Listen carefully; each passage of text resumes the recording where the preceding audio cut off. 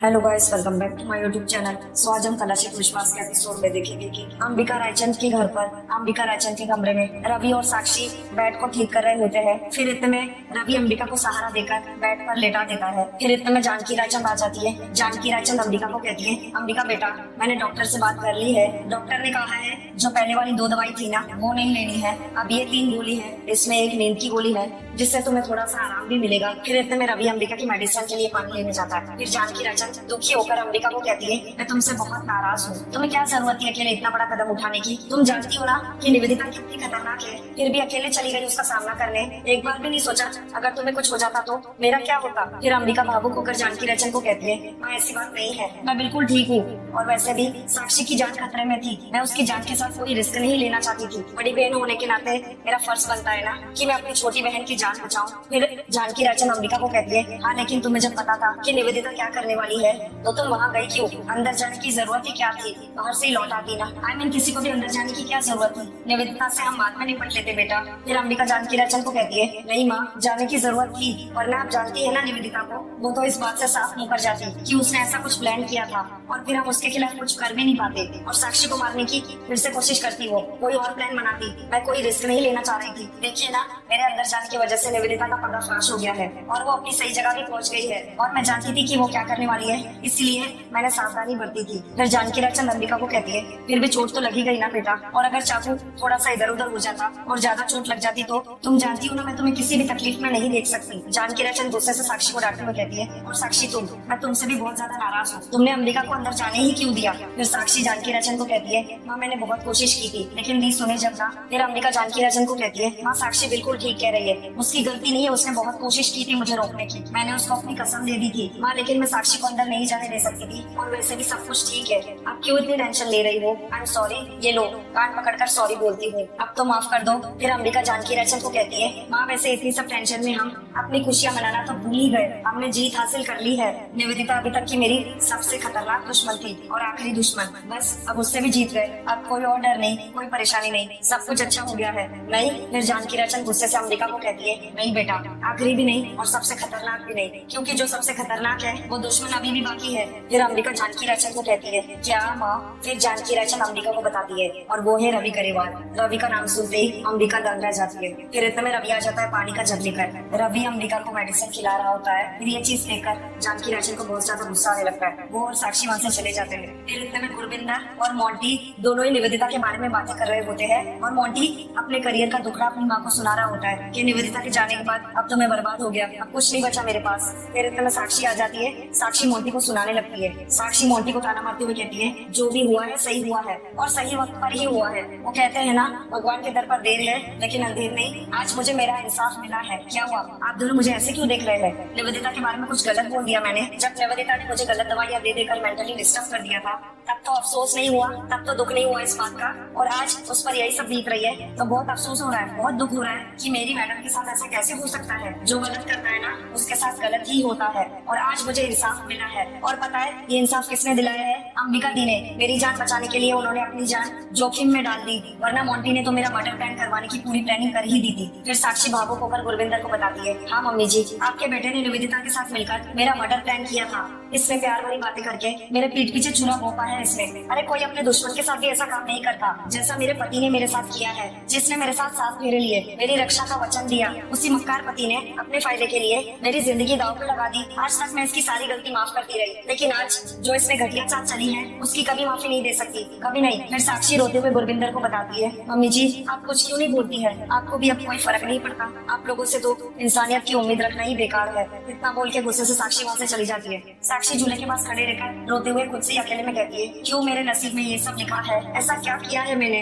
क्यों मेरी जिंदगी में सारी तकलीफ है? मैं जवाब चाहती हूँ आपसे, क्यों? क्या किया था मैंने ऐसा? मोंटी से शादी भी नहीं करना चाहती थी, फिर भी मेरे कितने सारे सपने थे, क्या कुछ करना चाहती थी मैं, अपने माँ बाप का नाम रोशन करना चाहती थी, अपने परिवार का नाम रोशन करना चाहती थी, लेकिन उस ट्रक केस में फंस के सब कुछ बर्बाद हो गया। मेरे सारे सपने टूट गए और मोंटी के साथ शादी, उसी को मैंने अपना मुकद्दर मान लिया, लेकिन वो तो ऐसा रहा ही नहीं। कितना बदल गया है। पहले कितने अच्छे थे हम लोग, कम से कम अच्छे दोस्तों थे, लेकिन अब सब बदल गया है। वो तो अब मुझे देखना तक नहीं चाहता, मुझसे नफरत करता है, मुझे मारने का प्लान बनाया उसने। क्यों भगवान, मैंने ऐसा क्या किया है जो मेरे साथ ये सब हो रहा है? मैंने तो सबके साथ अच्छा किया, कभी किसी को कोई दुख नहीं दिया। क्या अच्छे लोगों के साथ ये सब होता है आपकी दुनिया दुनिया में? क्यों हुआ है मेरे साथ ऐसा, बताइए ना, क्या गलती थी मेरी? फिर इतने में अंबिका आ जाती है। अंबिका को देखकर साक्षी अपने आंसू पोंछ लेती है और कहती है, दी आप यहाँ पर क्या कर रही है? आपको तो डॉक्टर ने रेस्ट करने के लिए बोला था ना। अंबिका भावुक होकर साक्षी को गले लगा लेती है। अंबिका रो रही होती है साक्षी के दर्द को देखकर। फिर अंबिका भावुक होकर साक्षी को कहती है, और सुन, मैं तेरी बहन हूँ, तुझे मुझसे छुपाने की कोई जरूरत नहीं है। मैं जानती हूँ तू बहुत तकलीफ में है, बहुत दर्द में है, लेकिन मुझसे कुछ मत छुपा साक्षी। जो मन में आए वो बोल दे, जितना मन करे उतना रो ले, लेकिन प्लीज मुझसे कुछ छुपा मत। साक्षी, मैं जानती हूँ तुझ पर क्या गुजर रही है, क्योंकि मैंने भी वही दर्द महसूस किया है साक्षी। जैसे तुझे धोखा मिला है ना, वैसे भी मुझे भी धोखा दिया था रवि ने। फिर साक्षी गुस्से से अंबिका को कहती है, नहीं दी, ऐसा बिल्कुल भी नहीं है, आप ऐसा बिल्कुल भी मत सोचिए दी। मेरी जिंदगी और आपकी जिंदगी बहुत अलग है, और मैं नहीं चाहती कि आपके साथ ऐसा कुछ हो जैसे मेरे साथ हो रहा है। दी, एक छोटी बहन के नाते आप मेरी एक बात मानेंगी? दी, रवि जीजू बहुत प्यार करते हैं, बहुत ज्यादा। मैंने उनकी आंखों में देखा है दी, आपको जब तकलीफ होती है ना तो उनकी आंखों में वो दर्द नजर आता है। माना भले ही देविका दी के मर्डर में उनका हाथ था, लेकिन अब अंबिका से वो बहुत प्यार करते हैं दी। कहते हैं ना, सुबह का भूला अगर शाम को घर वापस आ जाए तो उसे भूला नहीं कहते। माफ कर दो ना दी उन्हें। भले ही आप उन्हें देविका बनकर माफ ना कर पाई हो, लेकिन अंबिका बनकर तो आप उन्हें माफ कर सकती है ना दी। अपनी जिंदगी फिर से खुशहाल बना दीजिए। वैसे भी आपने अपने चारों दुश्मनों से बदला ले लिया है, श्वेता, मंजू आंटी, साकेत और अब निवेदिता ने। रवि जीजू, उनको तो आप पर सिर्फ डाउट है, उनका जुर्म साबित नहीं हुआ है दी। फिर भूल जाइए ये सब, अपने जिंदगी की एक नई शुरुआत कीजिए दी, अपनी जिंदगी खुशियों से भर दीजिए दोबारा। फिर अंबिका भावुक होकर साक्षी को कहती है, मेरा दिल भी यही कहता है, लेकिन मेरे साथ पहले जो कुछ भी हो चुका है उसकी वजह से बहुत डर गई हूँ मैं बहुत घबराती हूँ। मुझे हर पल ऐसा लगता रहता है अगर मेरे साथ फिर से दोबारा धोखा हुआ तो। साक्षी, मैं बर्दाश्त नहीं कर पाऊंगी। अभी तक तो अपने चारों दुश्मनों से बदला लेना मेरे लिए आसान था। मैं डरी नहीं, घबराई नहीं, उल्टा बहुत कॉन्फिडेंस था मुझ में। लेकिन जब रवि की बात आती है ना, मैं बहुत कमजोर पड़ जाती हूँ साक्षी। मेरे कुछ समझ में नहीं आता साक्षी, क्या गलत है क्या सही है। मेरे दिल के तार उससे ऐसे जुड़े हैं साक्षी कि डर लगता है कहीं मेरा दिल फिर से टूट ना जाए। इस बार ऐसा हुआ ना, बर्दाश्त नहीं कर पाऊंगी मैं जीते जी मर जाऊंगी साक्षी। इतना बोल के अंबिका साक्षी को भावुक होकर गले लगाकर रोने लगती है। उसी रात को अंबिका गहरी नींद में सोई हुई होती है अपने कमरे में। फिर इतने में दरवाजे पर रवि खड़ा होता है, छुरा लेकर अपने हाथ में। वो धीरे धीरे अंबिका की तरफ अपने कदम बढ़ाने लगता है। रवि अंबिका को छुरा मार देता है और वो ये जानकी रायचंद का सपना होता है। जानकी रायचंद डर के मारे उठ जाती है। ये भयानक सपना देखते ही जानकी रायचंद डर के मारे अपने मन में कहती है, हे भगवान, ये कैसा भयंकर सपना था, मेरी तो जान ही सूख गई ये सब कुछ देखकर। कहीं ये सपना सच तो नहीं होगा? नहीं, ऐसा कुछ नहीं होने दूंगी मैं। अब मुझे ही कोई कदम उठाना होगा, मेरी बेटी की जान पर बनाए और मैं देखती ही रह जाऊं, ऐसा नहीं हो सकता। अंबिका रवि के खिलाफ कोई एक्शन नहीं ले रही है, मुझे उसे समझाना होगा, उसे सावधान करना होगा, मुझे अपनी बच्ची को रवि से बचाना होगा। अगली सुबह अंबिका बेड पर लेटी होती है। फिर इतने में रवि आता है और उससे कहता है, एक काम करो, ये गरम गरम सूप पी लो, उसके बाद तुम्हें दवाई भी खानी है। रवि जैसे ही अंबिका को गरम गरम सूप पिलाने वाला होता है, अंबिका जैसे ही आगे की तरफ बढ़ती है उससे दर्द होता है जख्म पर। फिर रवि अंबिका से पूछता है, क्या हुआ, दर्द हो रहा है? एक काम करता हूँ, मैं डॉक्टर को बुलाता हूँ, तुम्हें इंजेक्शन देगा तो तुम बेटर फील करोगी। फिर अंबिका रवि को कहती है, रवि, डॉक्टर को बुलाने की क्या जरूरत है, जख्म है तो थोड़ा बहुत दर्द तो होगा ही, कुछ दिन में अपने आप ठीक हो जाएगा। फिर रवि अंबिका को कहता है, पर मैं एक काम करता हूँ, मैं हॉट वाटर बैग लेकर आता हूँ, तुम थोड़ा सेका लोगी तो बेटर फील करोगी, ओके? फिर अंबिका रवि को कहती है, रवि तुम मेरी बात सुनो, तुम्हें मेरा इतना ख्याल रखने की जरूरत नहीं है, ऑफिस जाओ, इतना काम पेंडिंग होगा, चलो तुम ऑफिस के लिए लेट हो रहे हो। फिर रवि जिद करते हुए अंबिका को कहता है, मैं ऑफिस बिल्कुल भी नहीं जाऊंगा, और वैसे भी ऑफिस में मेरा बिल्कुल भी दिल नहीं लगेगा, तुम्हारे बारे में सोचता रहूंगा, और बेटर है कि मैं तुम्हारे पास रहूं और तुम्हारा ख्याल रखूं। और मुझे अच्छी तरह मालूम है कि अगर मैं यहाँ से हिला तो तुम छोटे बच्चों की तरह यहाँ से वहाँ खट करके निकलोगी और कहीं ना कहीं घूमती रहोगी। कल रात को भी तुमने ऐसा ही किया, तो मुझे मालूम है तुम्हारी तबीयत ठीक नहीं है और तुम पानी लेने के लिए किचन में चली गई, मुझे बोलती ना मैं लेकर आता। फिर अंबिका रवि को कहती है, रवि तुम इतनी गहरी नींद में सो रहे थे और मुझे पता था कि तुम बहुत थके हुए हो, सिर्फ पानी लेने के लिए तुम्हें उठा तो नहीं सकती थी ना, मुझे अच्छा नहीं लगता तुम्हें ऐसे परेशान करना। और अभी भी मैं तुम्हें कह रही हूँ, तुम्हें इतनी फिक्र करने की जरूरत नहीं है, मैं ठीक हो जाऊंगी, देखना 2-3 दिन में ही ठीक हो जाऊंगी। फिर रवि अंबिका को कहता है, तबीयत खराब है लेकिन फिर भी कच कच तुम्हारी चालू है, अब बिल्कुल बातें बंद, चुपचाप गरम गरम सूप पियो। फिर रवि अपने हाथों से अंबिका को बड़े प्यार से सूप पिलाता है। फिर रवि अंबिका से पूछता है, गरम है? और तेरी, मैं चम्मच हिलाकर उसे फूक फूक मार के उसे ठंडा करके फिर तुम्हें पिलाता हूँ। अंबिका रवि को बड़े ही प्यार भरी नजरों से देख रही होती है। फिर रवि अंबिका से पूछता है, अच्छा तो सूप कैसा लगा? फिर अंबिका रवि को बताती है, बहुत अच्छा था, कहाँ से मंगवाया?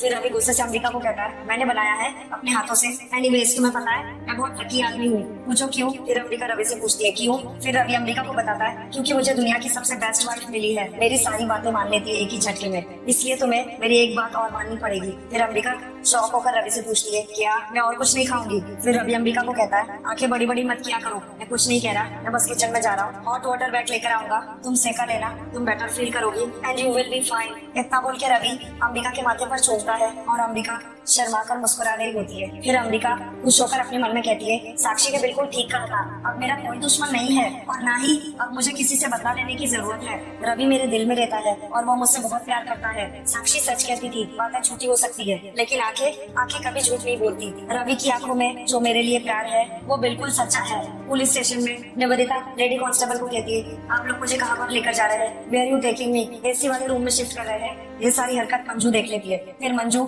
लेडी कांस्टेबल से पूछती है हवलदार जी इसको कहाँ लेकर जा रहे हैं? बड़ी जेल में शिफ्ट कर रहे हैं क्या? फिर लेडी कांस्टेबल मंजू को बताती है हाँ डॉक्टर आया था चेकअप करने, उसने बताया कि इसका दिमाग पूरी तरह खराब हो गया है, अब इसे मेंटल हॉस्पिटल में ले जाया रहा है, अब ये वही रहेगी। फिर मंजू कांस्टेबल को कहती है ठीक है जी ठीक है, इसके साथ ऐसा ही करना चाहिए, मुझे इसने बड़े सारे गुनाह किए, इसको तो सजा मिलनी ही चाहिए जी। फिर लेडी कांस्टेबल गुस्से से मंजू को कहती है आप भी कम शातिर नहीं हो और मैंने सुना है तूने इसके हर गुनाह में पूरा साथ दिया है और तू उसी लायक है कि तू जेल में बंद रहे, समझी?